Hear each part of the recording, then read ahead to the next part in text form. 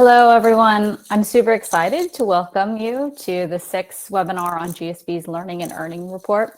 If you haven't been able to check it out yet, we've included a link below for easy reference. Also, just as a quick matter of housekeeping, I'd like to remind everyone that we have a comment section in the bottom, and we'll leave about 15 minutes at the end for audience Q&A. So please contribute your questions and thoughts into the conversation throughout.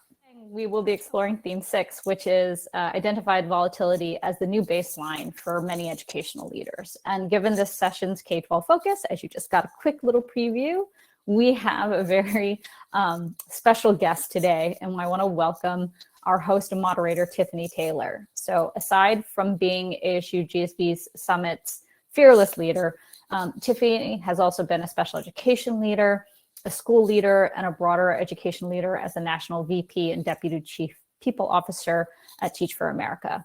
I can't think of anyone better to guide this conversation with our amazing panelists. So without further ado, I'd like to welcome Tiffany to start the conversation and introduce our guest speakers for today.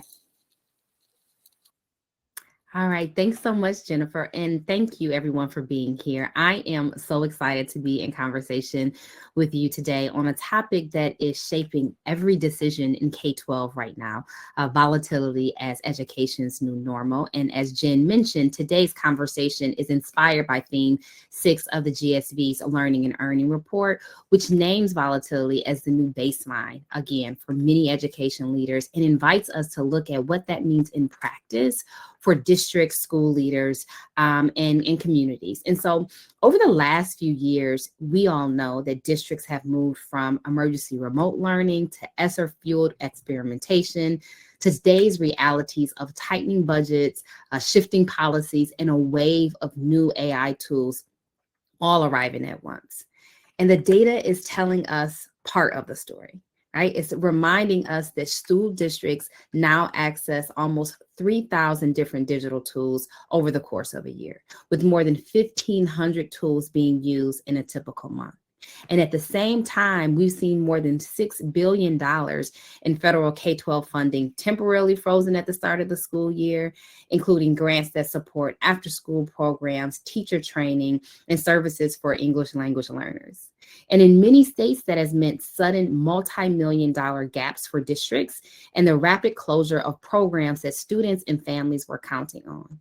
And all of this is unfolding against the backdrop of active policy debates, from school choice to access to advanced coursework, including GATE programs, to how AI should show up in classroom, which adds another layer of uncertainty for district leaders. And I am watching all of this through my lens as a former classroom teacher and school leader. And what I see clearly is that the impact is happening in the place that we all know matters most, in classrooms. So the question for us today is this: how do we lead, teach, and design for students in a world where volatility is not an exception, but the baseline? So we're going to explore that through 3 lenses.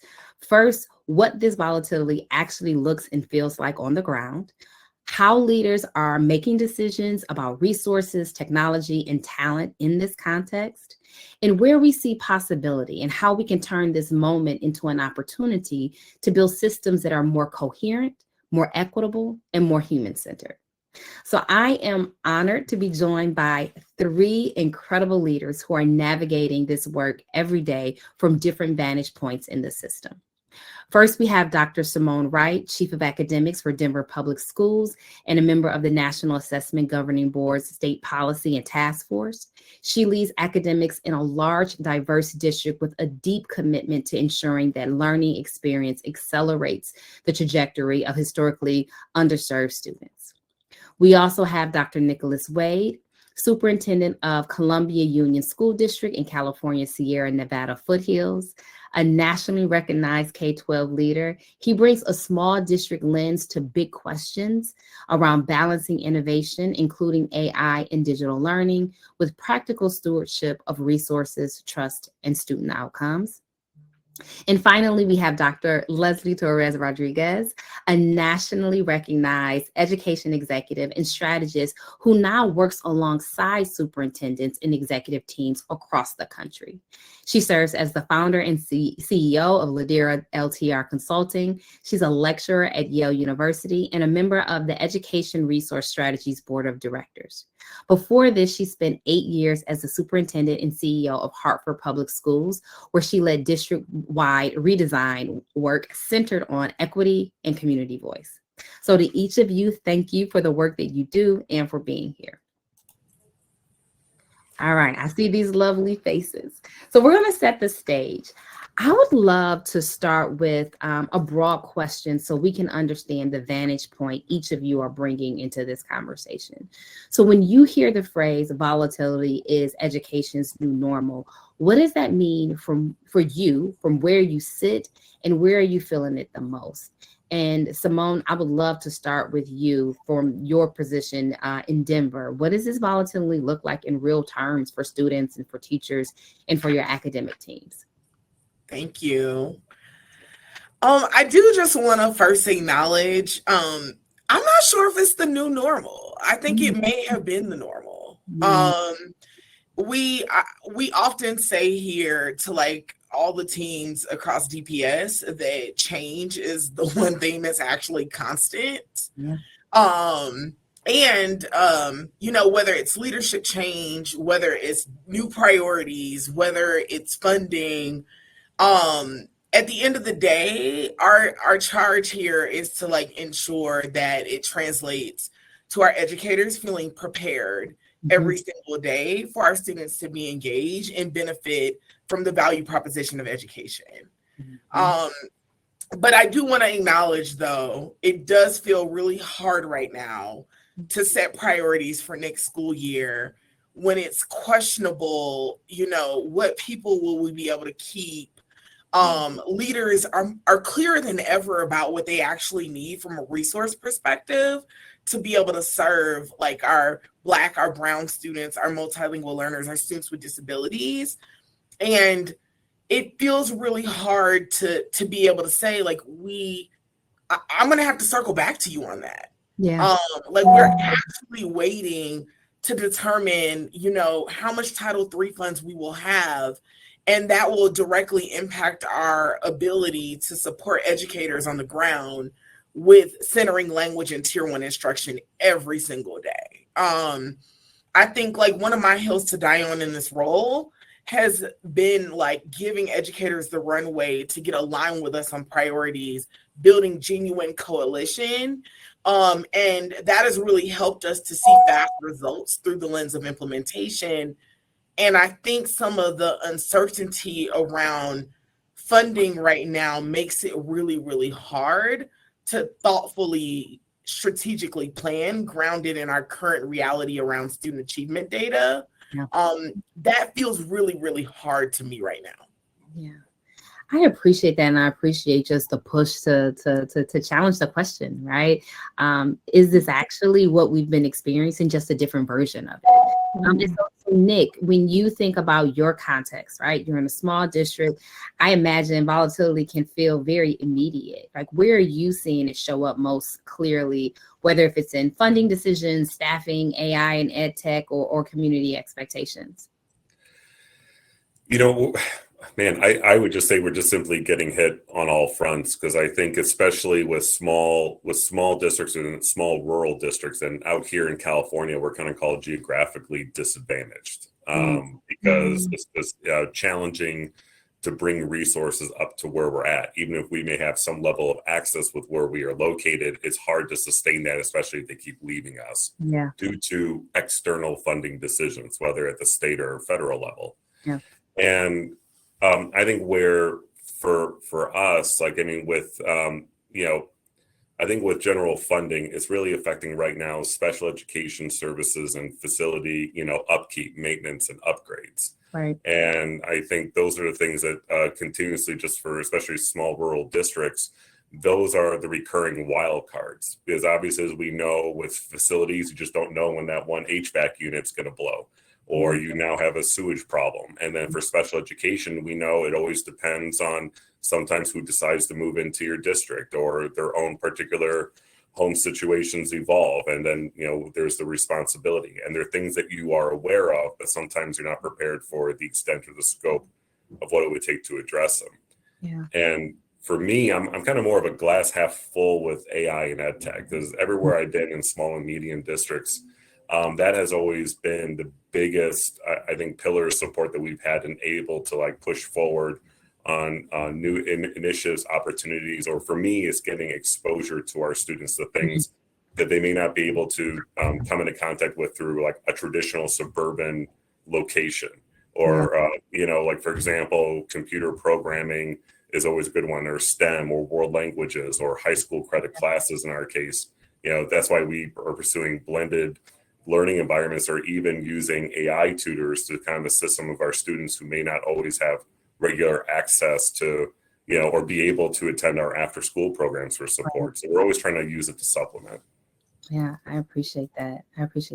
And Leslie, you're now in conversations with leaders across many systems.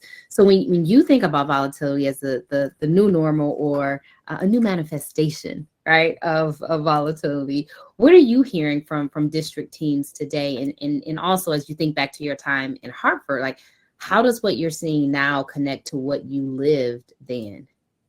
Yeah, what I'm hearing is that it is no longer an episode, right? It's structural. The volatility is certainly emotional, and it's constant. And it shows up differently at all levels of the system. I'm hearing a theme that it's that the ground is shifting faster than systems can process, right? Enrollment pattern changes, funding mechanisms fluctuating, workforce expectations are evolving so rapidly. And AI, as we know, right, is moving through the landscape while community needs continue to deepen. Yeah. And leaders are not simply executing plans, they're continuously having to adapt them. And that volatility just doesn't land evenly, right? Teachers, we know, are holding heightened student needs. Our school leaders are absorbing real-time community expectations. And in Hartford, that volatility, to Dr. Wright's point earlier, that volatility wasn't an event for me. For us, it was the backdrop. Yeah. Declining enrollment, structural deficits, leading school closures 3 years in a row, then a pandemic, then fiscal cliffs. That volatility, Tiffany, was relentless. And what I learned, and what I see mirrored in some systems today, is that prolonged volatility is never just a technical challenge. It is deeply human, right? Yeah. So you have to think of all of these elements and how you then create teams that are grounded in the purpose, in principles, in language, because that volatility can certainly splinter a system. Yeah, I appreciate that. And I actually think that it will allow us just to build from this start of the conversation, and you get even more concrete to your point, Leslie, around like, how do you all make decisions in this environment, right? Especially when the budgets are tight and when the ground is shifting, right? And Simone, one of the reasons we were so eager to have you here is the way Denver has approached being both prudent and principled, really asking what is critical when you can't do everything, right? So when you have to make hard calls about what stays and what goes, whether it's programs or digital tools or staffing, how do you approach that? What is that decision-making framework that guides you and your team? And if you could just share like one moment when that framework helped you protect something that really mattered for your students or for multilingual learners, like even when there was just pressure to focus only on like core operations, like how did you make that decision, and what was that decision framework that you held on to? Yeah, I'm going to try to keep this concise. Okay. I wouldn't be a good district leader if I didn't acknowledge the role that our Board of Education and our superintendent plays in honestly keeping us focused, right? Yeah. And, I think like our board sets policy, our superintendent develops a strategic plan, from there distills like priorities, right?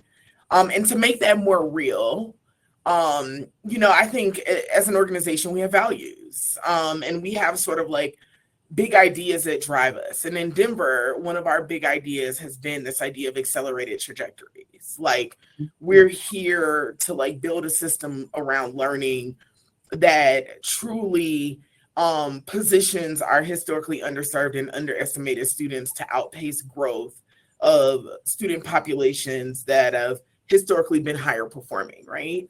At the core of what I'm saying is like the explicit focus on good tier 1 instruction. I believe that's been my charge in this role. Yeah. I think even to make that more explicit, like we have an instructional framework that really focuses on 4 things. And I would offer in a moment where things feel uncertain and feel unclear, I think us ensuring that our educators and our schools have the resources and the training to keep teaching at the like core of what we're doing. That's been our frame in sort of prioritization. And I think a real example of that has been one of our drivers is around high quality instructional materials. And for us, we see HQIM as a way to like strengthen teacher practice. And, you know, I think when you sort of get into the weeds of why are multilingual learners not learning, why are schools with like more Black and brown kids not learning, there's an issue of teacher quality and an access issue for our teachers around resources to support them with facilitating student-centered learning. And so one of the things that I want to name that I've seen us really prioritize, like interconnected to the charge from the superintendent and the board and the community, is around increasing our budget for HQIM when there are a number of other things that we could have spent money on. You know, and I think we see it manifesting itself. I was in a meeting with my team yesterday, and they were talking about the 8% increase in early literacy for our students with disabilities, like our students on IEPs. And that's a manifestation of HQIM playing out and strengthening teacher skill set around one of our most vulnerable student populations. And, you know, I think that's like a budget that's remained status quo for years. Like we've increased it by about 80% in the last 2 fiscal school years. Wow. I appreciate that. And I think, you know, Nick, I love to come to you, right? Because you're in a very different setting, right? Than Simone, right? You are in a context where one decision, right? Like adding or removing a tool or shifting a position can ripple throughout the entire district. And so how do you decide when to lean into something new, right? Especially around AI and digital learning, and then when to hold the line because it's not the right move for your district in that moment. Like, how do you see those things being different from the context in which Simone just shared? Well, I mean, I think one of the key differences is just more like the immediate impact of like bringing something to the table or taking it away, right? I mean, that's not something that you're like can try and weather out for an extended period of time and maybe buy yourself time to address later on. For me, always as a superintendent, I'm always a fan of Alexander Hamilton, where you can just like systemically embed everything where it almost becomes impossible for someone to remove without really like throwing the whole system out of whack. Because it puts more pressure on that decision to be made, especially if you know that's something that's having an extremely positive impact on students in terms of their like social emotional well-being, or again, like closing, you know, those particular achievement gaps. And I think a big thing that I always encourage whenever I'm in groups with other superintendents or district or school leaders is really emphasizing the need to have those awkward and ongoing conversations about what's that return on investment on everything that we're doing. You know, we can always have a shiny object that on paper looks like it's going to be, you know, yielding all these wonderful results, but it may not be doing that is because of how we're implementing or supporting it, or maybe it wasn't never that shiny to begin with. And one thing I've just recently concluded with my board, because in Little Old Columbia, we really included a whole lot of new services and programs that we pride ourselves that if you went down in the valley, Modesto for your non-California people, the Modesto area, there are things that even those schools aren't able to provide, you know, from full-time literacy, math interventionist, related arts, a librarian, a behavioral therapist, and all these and structured elective opportunities for middle school. But all those things were able to basically plot out in an ongoing conversation about fiscal strategic alignment. So all the things I like to do with my board that's ongoing is, here's what we were able to identify in conversations with our educational partners, having data kind of overlay it to really have it support that these are our areas for growth or our successes that we need to kind of continue building off of. And really having that conversation is it still continue to be sustainable with the general fund, not through temporary or one-time funds, which I think a lot of leaders got in trouble with COVID funds, and that's a separate combo. Yeah. But that's, and we are able to kind of say, do we want to continue this? And how does it match with our multi-year projection? Yeah. And these are constant conversations. And it's something that I would say here in Columbia, it holds different weight than when I was a superintendent of larger districts. Yeah. Because there is that realization, as you were saying, well, this is now. Exactly. And there has to be an answer now. It can't be like, well, let's put it on the agenda next month and let's wait for additional information. Like I think the expectation of for a response from leadership is really more fast paced, strangely. Yeah. Especially when I came from Chicago, I would say it's a little bit more fast paced because there isn't that time. Yeah. The luxury of time. Yeah. So that's kind of where we're at. Yeah, I appreciate that, because what you're talking about, Nick, is not just impact, but you're talking about sustainability, right? And making sure that that's a part of the question and the consideration as you're thinking about how you prioritize, what you say yes to, what you say no to, and ensuring that there's alignment around both of those key aspects as well. And so, Leslie, just bringing it back to you in your work with superintendents who are facing real fiscal and enrollment pressures. What does that strong decision making look like, right, in this period? And when you think back to your own time in Hartford and the redesign that you led, what helped you and your teams be clear on what you will protect, even as you redesign the system? And I think the last piece that may be a helpful lens to use is when you're coaching other superintendents and executive teams through similar conditions. What are like one or two principles you ask them to hold on to so that they can move to this state of constant crisis response to something more grounded and strategic? I have learned that strong decision-making in volatility isn't about chasing perfect answers. It's about having principled criteria that protect you from reacting to every new wave.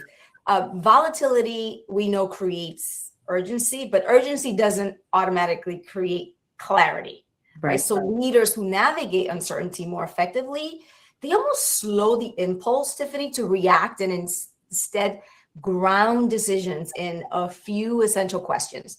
Yeah. Does this align to what matters most to our end users, whether that's our young people, our educators, or families? Of course, that presumes that you have done deep proximate engagement that is needed, right, to understand what actually matters in your community. Does it move us closer to coherence or fragmentation? Because, right, it's so easy to chase every fire. And will this make sense? To Dr. Wade's point, does this make sense when the conditions shift yet again? Because they will. Funding, enrollment, politics, all of it moves. And I believe actually that sustainability is a justice issue. So, to keep steady, what are those principles that emerged from your community? And I would say, I say now to our leaders, don't get pulled into the crisis. I know easier said than done, right? Because I've lived it, we've lived it. Return to your principles. Yeah. Design with your community, not for them. Let your criteria protect you from the noise. Yeah. And that strong decision making in uncertainty is ultimately about clarity and courage to stay tethered to what matters most, despite all the dissonance around you. Yeah, I appreciate that. I mean, some of the things that are just standing out to me is this piece around urgency does not lead to clarity, right? The need to quiet the noise.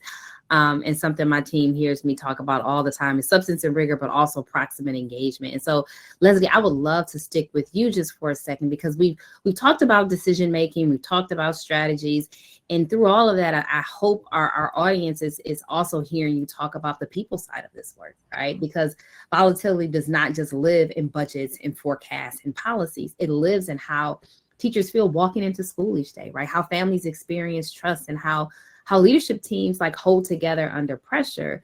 So Leslie, just to take this a bit further, in your work in support of leaders as they navigate those school consolidations and resource shifts and in big structural changes, is there anything else, right, that you would add to help them understand what it means to quiet the noise, right?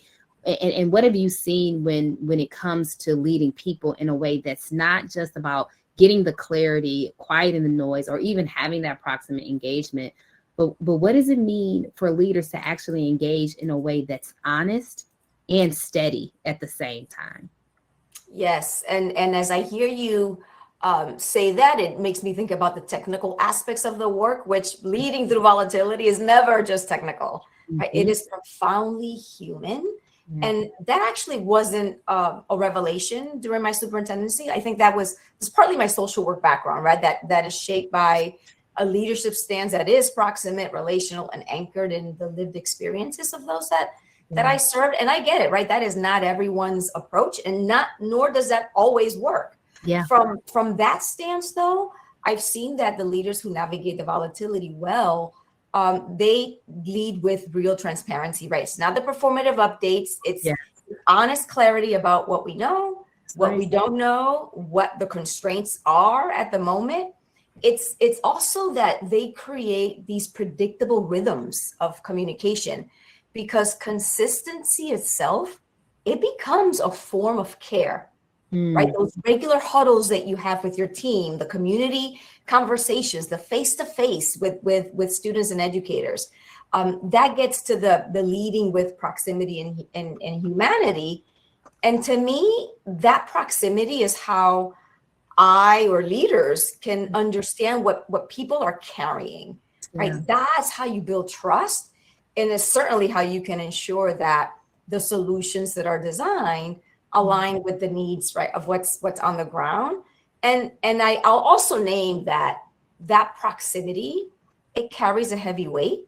And right, leaders hold all the emotions of their communities, their teams, while managing their own. And so, I often reflect with leaders around a mistake to avoid, and that is, make sure you don't pull away. Retreating in the technical or strategic way when communities most want presence and connection. I think people can forgive bad decisions, but I don't know that they can forgive absence. Yeah, I appreciate that. And I love this idea that consistency becomes a form of care. And that requires courage. And that, like to your point, that requires showing up, right? Even when it's tough or when it's uncomfortable, or when you don't have the clarity that you need as a leader. And Simone, from your perspective as the chief of academics, you're close to principals and teachers who are living everything Leslie outlined for us day to day. And so when you think about how the volatility shows up in school culture and in the classroom, what has helped people stay grounded in that instructional work that matters most for students? And is there one practice or habit, maybe a way you set priorities or a way that you support principals, that has helped create that sense of stability, even when the external conditions are anything but stable? Yeah, thank you for that. I personally believe the thing that has helped our educators on the ground remain focused on the instructional work is the work we did before defining the instructional work. And it's very interconnected to what Leslie's saying.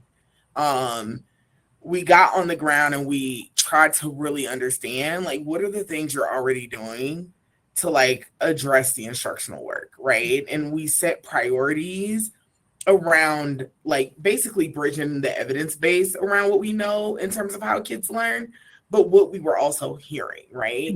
And I think the best word to like summarize this, both I think as a practice, as a belief, is alignment. Yeah. It can't be too many things. You need to create enough nuance so that our school leaders can truly center their communities and the unique student populations that they may support in families. And the term we've affectionately used is like user-centered design process. Like everyone is saying, okay, we need HQIM. It is helpful. Like we don't even need to talk about that anymore. Like we got it. We understood. We all see value in it, right? And I truly just believe us all agreeing to the same three big things has helped remain a level of focus even when things are hard. I think it's worth naming, like our schools do feel under-resourced and almost feel sometimes like it's impossible to meet the needs of every single student every single day. I think the other piece that I would name around sort of our user-centered design process, it very much aligns with one of my core beliefs, which is we have to show up in service to schools. Yeah. Like if we don't show up in service to schools and our students in the community, and that's just not in words, but that's in behavior. Then like, why do we exist? Yeah. And I think that, both the way we've designed our priorities, like our processes to do that, and then our behaviors in terms of showing up when things are hard and do feel impossible, irregardless of what's happening downtown, as principals like to call it. That has really helped our school leaders to remain focused on the main thing, even when there are a lot of other things that can pull them away. Yeah.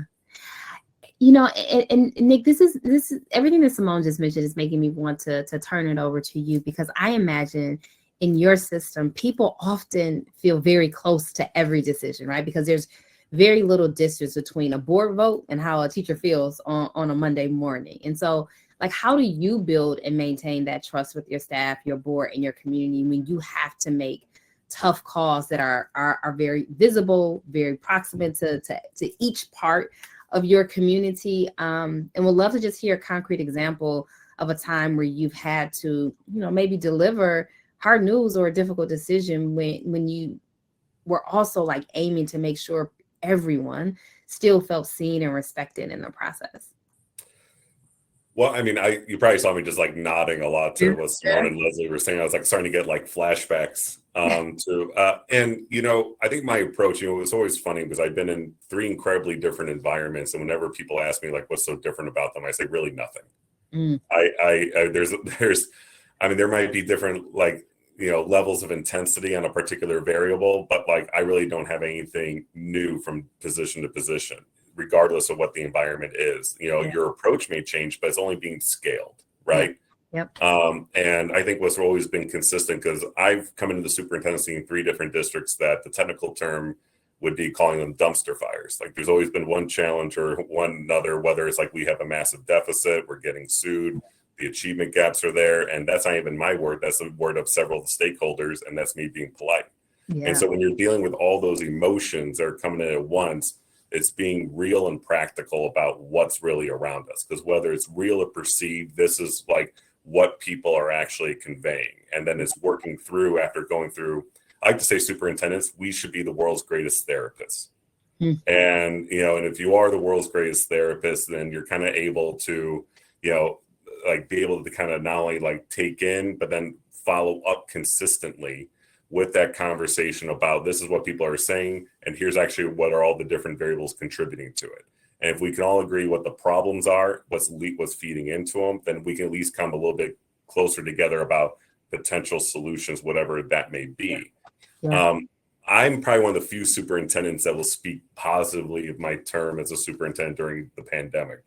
Because I really feel like I mean, we accomplished a lot for a high poverty school district, and it was a real great opportunity to really provide equity to all the schools, because I would say there was a lot of actions being taken to intentionally serve some schools over others. And I'm just going to kind of leave it at that. And so that was the big opportunity to say, nah, I think this is an operations decision. Right. And would kind of like fall into that side of things, the old school conversation, right? Governance and operations. Nah, it's not for, but I would say one of the things, like, we actually went back to mass, like, so all of us to kind of go back in time.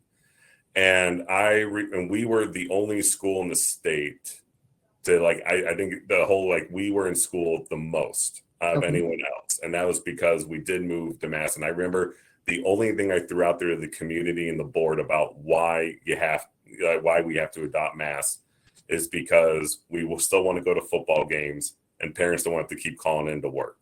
And it was when the CDC announced their new quarantine procedures. And it was like, if you had a mask, you could have been inches from them and it wouldn't have mattered. And I said, so, and I remember on video, I was with my public relations person and we were just like face to face. And I said, you see this? And if you're and if you test positive, I can still come to work. And it was one of those things where I remember people were showing up to me and saying, I disagree, but I like that you also don't agree with it. I wasn't doing the whole copy and paste thing. I was really saying, I agree that all this sounds ridiculous, but I'm here to make sure that we keep schools open and we make your lives as least dramatic as possible.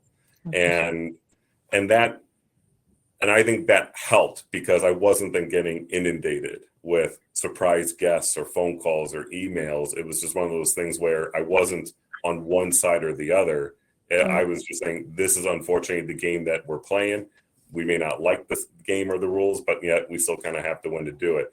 And surprisingly, we had our best football record as a result of forfeits. But hey, we'll take what we can get because at least we were at least in session and able to kind of go there and participate. And I think it brought consistency to what parents could expect day to day. They didn't have to worry about the class being quarantined, the school closing. It was like, nope, we're coming to school and you can expect that. Appreciate that. I appreciate that highlighting just a very different experience that I know most students and leaders and district leaders had during the pandemic. I want to make sure we bring the conversation and specifically bring equity and AI more directly into this conversation because both are threaded throughout this moment. And Simone, would love to just take it back to you because I know your district's values, I know your values, I know the priorities that you have. So when you think about this moment in time and in times of volatility, when the students, right, who most need stability and support are often the ones who feels the cuts first, whether that's in SEL or tutoring or after school programs. From where you sit, what's one equity risk that keeps you up at night in this environment? And can you talk to us a little bit about how you or your team have tried to turn that risk into an opportunity? Yeah. For me, it is very tactically the anticipated loss of Title III to support our multilingual learners. 1 in every 3 students in Denver public schools identifies as a second language learner. We have an entire team dedicated to like our work around bilingualism, biculturalism, and Title III is a good amount of what funds those folks to not only be able to work alongside our other teams to develop a strategy that truly centers our language learners, but also build capacity on the ground. And for me, I feel very strongly about the impact that work not only has for our multilingual learners, but also our Black students, our brown students, our students with disabilities. I often share, I'm from Atlanta. Dense dialect is a thing. And, you know, when we think about explicit support for like language attainment, I see that as like intersectional work. Like I feel like that work impacts any district that is majority student of color, any district that serves a majority of students that have been just historically under-resourced in our education sort of like landscape over time. So like that is something that I have been like working to honestly like prepare for. for, like prepare my team for. And I think very tactically what that has meant is looking at other programs that don't necessarily impact our students in the way that I believe they should, and like moving dollars. Yeah. Like moving resources, right? So that that structure remains intact. I think the call to action for the remainder of like the academic team has been, it's actually not one group of people's responsibility to support our multilingual learners. And this requires you to think about your job differently. Yeah. Like the work of No, the work of integrated content language development is tier 1 instruction. That's not 12 people's jobs. But that's a culture shift because that's not how we've been organized. And that's not the way we've done the work. Yeah. And so it was really like funny the other day to hear my supervisor say like publicly, like if we properly support our multilingual learners and our Black students, like we actually will accelerate trajectories for DPS. So, you know, while it keeps me up at night, it's also the catalyst to get people to do their, like, think differently about their jobs, especially when we think about impact. I love that. I love that. And Nick, you know, I know you and I've talked about this, but AI is showing up in nearly every conversation, right? About equity, to Simone's point, about the future of teaching and learning. And for some teachers, it feels like a real help. And for others, it feels like one more thing in a very crowded day. In your district, where AI has actually made things better for educators or students, I love a specific example, especially where it's helped to relieve some of that do more with less pressure that teachers are feeling, or to help support equity. And as you made that shift, what's one guardrail or norm that you've put into place to make sure that AI is supporting that human connection and thoughtful teaching and commitment to equity rather than replacing it or not driving towards it?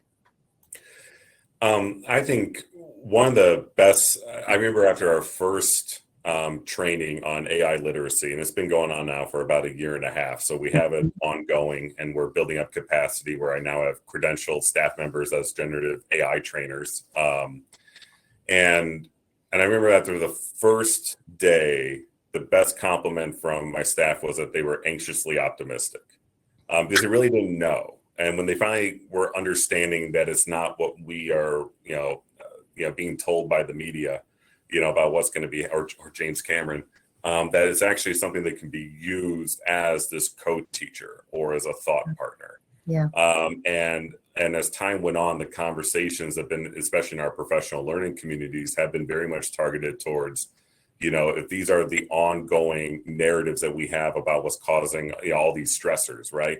Then do we have potential solutions that can kind of come in and alleviate that? The biggest one for a lot of my staff was really tied to being able to kind of personalize a lot of the curriculum and the lessons for some of our students, or especially having those extensions, right? Yeah. And we've been able to pursue a tool that's been able to kind of keep it within the structure, framework, or expectations of what that adopted program is, but allows to kind of build off of it based off how the students have been performing. And it's actually been really, as we've been kind of collecting, as we've been kind of comparing how students are performing this year to last year in terms of STAR or their summative assessments, there's a noticeable increase. And I'm sure it's complementing the teachers becoming more familiar, all the other systems that we have in place, really kind of like operating in a more fluid way.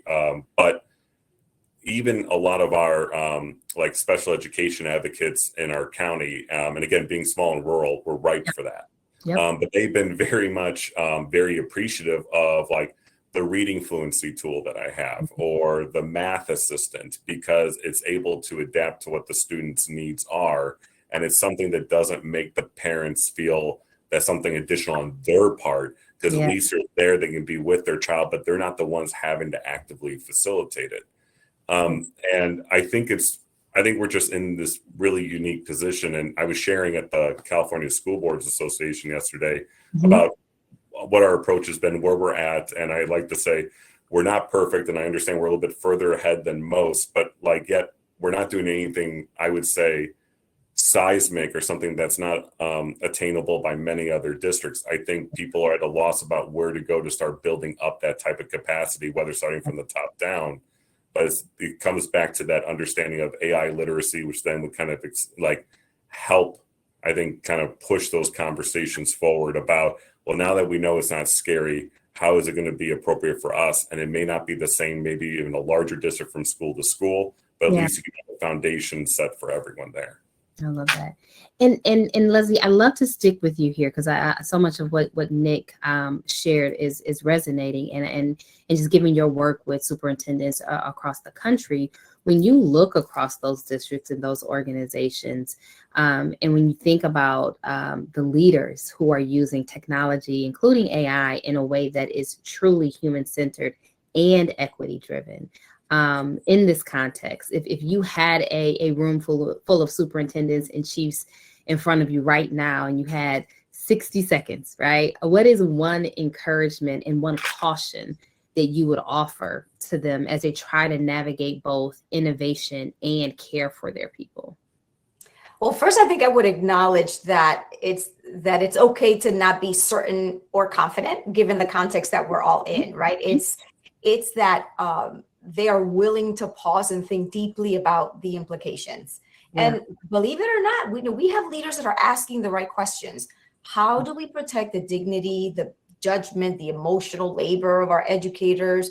Where might AI reduce that friction or give back time without compromising the connection, the trust, and really the instructional quality? Yeah. It's the willingness to wrestle with those questions that I think keeps their leadership human and thoughtful. So I think an encouragement is lean into the possibility of that AI, if used well, might expand access and opportunity, especially for our students that have historically been furthest from personalized learning and support, because we know that AI, some of us know that AI can accelerate those feedback loops, support interventions earlier, and even free to Nicolas's point, educators to do work that we know only humans for now can do. A cautionary note is we are in a fast moving moment, faster than most systems are, right? We're designed to handle. So I would say, don't let the speed of innovation pull you faster than your values or faster than your community can absorb. So that's why it's important to stay anchored in the principles of transparency, co-creation, and that thoughtful pacing, because the technology will for sure continue to accelerate. Trust, why not? Right? So am I convinced? I mean, I did live it, right? That trust, not the tools, but trust is what ultimately makes sustainable system transformation possible. And that, is connected to equity. I love it. So I want to be conscious of time, and I know we have about 10 minutes left, and I want to get to at least one or two of the questions that we've already received from the audience. But I'm going to ask each of you to think about, you got 60 seconds, maybe 45 seconds if you can do it in 45 seconds. And I'd love for you all to just really, as we move towards closing in this Q&A portion of our conversation, I want to just bring us to a place of practicality and hope. And the goal is for our guests to really walk away with something that they can use tomorrow. So if you could offer in 60 seconds or less, one specific move or urge a district or school leader could make in the next 6 to 12 months, right? Something that acknowledges the volatility, but something that that doesn't allow them to surrender to it. Like, what would it be? What would it be? 60 seconds or less, one move that really encourages and allows leaders to acknowledge volatility, but not surrender to it. And so, Leslie, 60 seconds or less, what's that one move? I know Nick is like, Tiffany, really? Is this what you're asking me? Would love to hear from you, Leslie, and then we'll go. I'm going to say recenter the system on learning. Volatility has always pulled leaders into the operational noise, political turbulence. So think about what teachers need to deliver that high quality instruction for all. Yep. And think of where AI can help, not replacing teacher judgment, not the humanistic element being pulled away, but when you recenter the system of learning, that creates coherence. Love it. All right, Nick, how about you?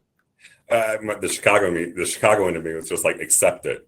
Like, I mean, it was kind of going back to, with Simone and Leslie, but it's always been, I mean, I don't remember I've had an easy day or week.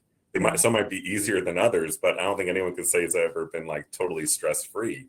Yeah.